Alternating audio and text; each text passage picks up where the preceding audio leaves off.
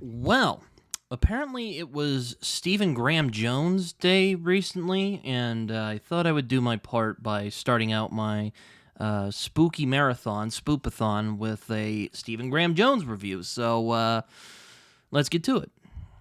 Alicia, this one's for you.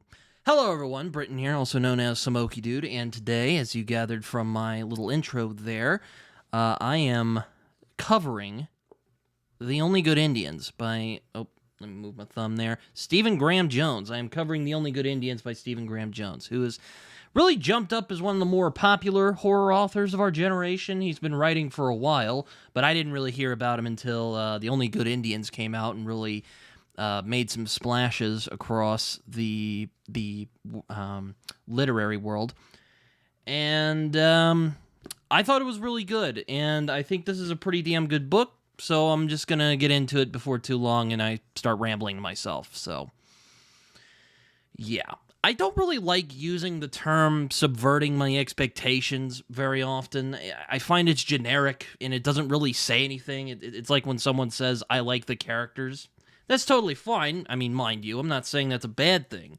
But so often people don't really explain why they like these characters or what appealed them to these characters. I mean, it's the same thing about subverting expectations. It's often I hear people saying a book or comic or film or whatever subverted expectations, yet they never explain how or why. So much so that it just becomes another cliche. Then again, few people can actually subvert expectations well.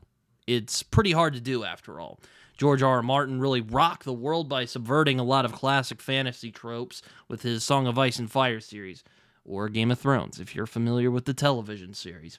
Edgar Wright, the film director, often plays with tropes, satirizing them while also appreciating why they work. A lot of his subversions or satire is definitely filled with a lot of funness for those tropes that he's subverting or playing with films like Shaun of the Dead, Hot Fuzz, World's End, Baby Driver, particularly. Michael Moorcock has made a career subverting cliches and playing with tropes popularized by fantasy giants like J.R.R. Tolkien and Robert E. Howard, sometimes to his detriment. So, how does one subvert expectations without coming off as a hipster contrarian or just seeming like you're trying too hard to be different? I read a lot, as you can probably tell from my bookshelves, aka my book couch, and after a while you realize that once you've read a lot, you grow used to certain things. It's hard to really get surprised anymore. But I am happy to say, ladies and gentlemen, that The Only Good Indians is one of the few books that I can really say subverted my expectations without a lick of irony or having to cringe after saying it, because this book is absolutely fantastic. I should note, I didn't really know what to expect from The Only Good Indians. I mean, though from the plot synopsis I got, I imagined and expected that it would be something kind of like a Native American version of Stephen King's It. That's kind of how it was pitched to me. It's about these guys who come together, or not really come together, but they're linked together by a certain incident from the past, much like It, facing off against this really spooky, evil, supernatural force that has haunted them since they were younger. Again, much like It. But imagine my surprise when this book really pulled out the rug from under me, and more than once. I mean, this is definitely not the Native American version of It. This is a much darker and seriously sadder kind of story. How good a feeling it is to be genuinely surprised by a book, one that genuinely catches you off guard in the best way possible, and does it in a way that's readable and easy to follow. I often expected this book to go in a certain direction, and then it would go into another one entirely that I hadn't expected before. Instead of a Native American version of It, we get a far more haunting and contemplative story about how the past may never truly be done with you, even after you're done with it. And eventually, it can wreck your life if you let it. Let me take a drink here. Despite some people claiming that Jones's style is hard to get into, I found it to be really fluid. Not afraid to experiment with form, while not really losing the threads of the story. his language is very curt, like a noir novel, but it has the tension and insight of a great horror novel that you would expect from a great horror novel. I mean, it's basically, and he has described it as a slasher, so it's kind of a slasher novel in some ways. I mean, it's not like My Heart is a Chainsaw, which is a literal slasher book, but this very much plays with a lot of the slasher tropes. Instead of teenage girls, it's these 4 Native American men who made a really horrible choice when they were younger, and now is the time that it really has bitten them in the ass.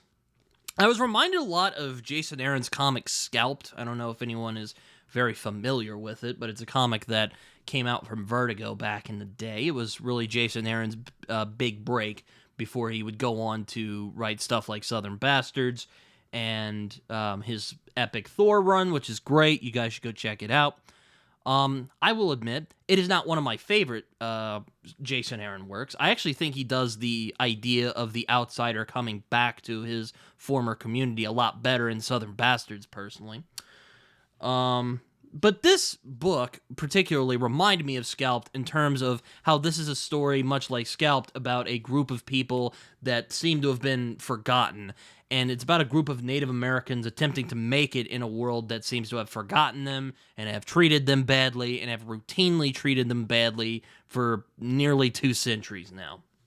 Yeah, I found the characterization and commentary in The Only Good Indians to be far more subtle and insightful than Scalped, which sometimes relied on over-the-top extremism to get their points across in that book. The characters in The Only Good Indians are worn down, haunted by guilt from past action that can never really be made right, even if some can't really admit to it. Yet Jones writes them with such an empathy, as well as a resignation to their fates. It's really hard not to feel sorry for them, particularly Gabriel. I thought Gabriel was probably my favorite character.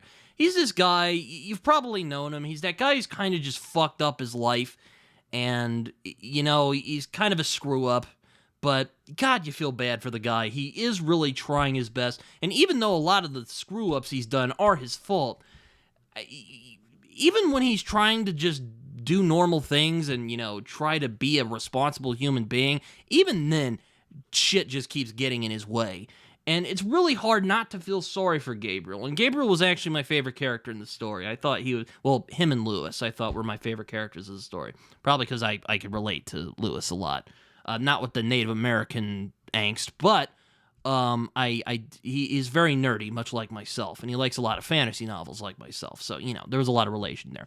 But Gabriel, I thought, was the more interesting character. He definitely deals with a lot of angst. He really wants to do the best he can for his daughter, even though he's screwed a lot of things up in his life, and it's really hard not to feel sorry for him. I definitely did. Through the story, I really felt for him. I thought that, you know, if he just got his act together, he would do okay. He would be the good father that he wants to be, and unfortunately, that is not what happens. This story is ultimately a tragedy, after all. None of the characters really fight their fate. It's almost as if they knew it was going to end this way, and almost they wonder how it could have ended any other way. Sadly, there were some weaknesses that robbed this book of a 5-star rating, despite it coming very close. There were some issues I had with it. Despite some of the contemplation and deliberation on Jones's part with the language and the storytelling, I do wish that there had been some more of it. I felt like there could have been some more deep explorations. There could have been more angsty scenes, or not angst scenes, but, I mean, I do like angst scenes, but he could have definitely had them recognize what they've done. And the book, it does have that. There is a little bit of that, especially in Lewis's section of the book, where he's really dealing with his guilt over the thing that happens, which I'm trying not to spoil. But it does kind of get dropped as the spookiness starts happening, and the weird creature, I won't spoil what it is, the weird creature kind of comes out and starts screwing with Lewis's perception. The horror sequences were done very well, but I will also mention the climax / ending is probably the weaker part of the book.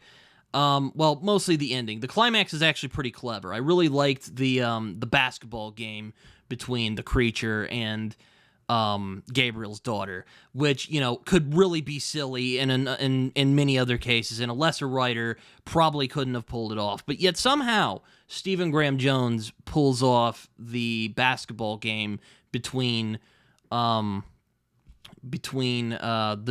Gabriel's daughter and the creature, and I thought that was really well done. And also the tension in that scene, the suspense in that scene is really well done. But the ending itself, I thought, was a little too vague for my liking. I really wish there had been some more finality. Now, I understand what he was going for, the idea that one must let go in order to truly move on from what happened in the past, and that taking revenge on the offspring of the perpetrator isn't really going to, you know, solve anything. I get that, but I feel that it was a little too vague. There wasn't really a lot of resolution there, and it wasn't like in the Paul Tremblay way where it's really interesting and you're not really... Oh, shut up, watch. Anyway, it's not really... It doesn't feel... It doesn't feel final, if that makes sense. And that was kind of disappointing to me. I thought that it could have been done a lot better. But overall, I think The Only Good Indians is a very strong novel. Really suspenseful, very creepy in parts, especially when the creature starts really screwing with people's minds and screwing with the main guys' minds. There's especially one scene where they have where they're on I forget what it's called, but they go into a teepee and they smoke it up. I forget what it's called. If you guys know what I'm talking about, let me know in the comments. But the creature starts fucking with the two people's minds and they turn on each other. Really effective stuff. I really like the scene with Lewis. It's also really creepy, and as he just kind of slowly loses his mind from the guilt, and shame, and also this creature just screwing with him. And also the beginning where Ricky gets beaten to death, which isn't a spoiler. That's in like the first part of this book. But overall, this was a really strong novel. It wasn't quite a 5-star. It was almost there. It has a lot of things I like. Singularity of vision, really well-written characters, strong themes, and commentary that doesn't feel preachy or, you know, commentary that isn't subtle, but it doesn't feel preachy. Really strong storytelling, very strong voice from Stephen Graham Jones. But there were a couple things, kind of like that ending, that, you know, kind of drug it back for me a little bit. And also, you know, some of the lacking of deliberation. That could have been done more. There could have been more recognition. Though I guess, again, with Lewis's part, we kind of see him recognize what's happening, even as he's powerless to stop what this thing is going to do to him. Kind of spoilery, but, you know. But The Only Good Indians is a really good book. I think you guys should check it out. And Stephen Graham Jones is a very talented guy. I have only read 2 books from him, which is this one and his werewolf novel, Mongrels, which was also pretty good. I enjoyed it. And I do hope to read more from Stephen Graham Jones. I actually have My Heart is a Chainsaw over there. I just haven't read it yet because I'll admit I'm not a big slasher fan. I mean, I did read this book, but I kind of took it more as a creature feature than a slasher movie. But, you know, he called it a slasher. He said he was inspired by slashers when he wrote this, so it's technically a slasher. But I'm not against slashers. I just don't prefer them all that well, unless they're well made, like the original Halloween film. But yeah, I think The Only Good Indians is a very strong horror novel. First Spoopathon. I hope it goes well, and I hope I didn't. I try to be careful with spoilers, but I hope I didn't give too much away. I hope I enticed you enough to read this book without giving too much away. Yeah, this is a really good book, so check it out. Hope you guys enjoyed this video. If you want, you can like, subscribe, do all that fun stuff. You can find me on Twitter, Instagram, and Blue Sky, even though I barely use Blue Sky. You can also find me on Goodreads and Letterboxd, where I write reviews that are probably more coherent than the one you just heard right now. You can also find me on Discord. I love hanging out with you guys on there. You can talk to me, hang out with me, ask me questions. Like, subscribe, do all that fun stuff. I'm trying to get to 500. We're really getting close, people. We're crawling. We're at a snail crawl right now. I'm really hoping to get to 500 by the end of the year. Please, please, please get that out of... please spread it to your friends. Tell it to your friends. to get some Okie Dude to 500 subscribers because he would really appreciate it.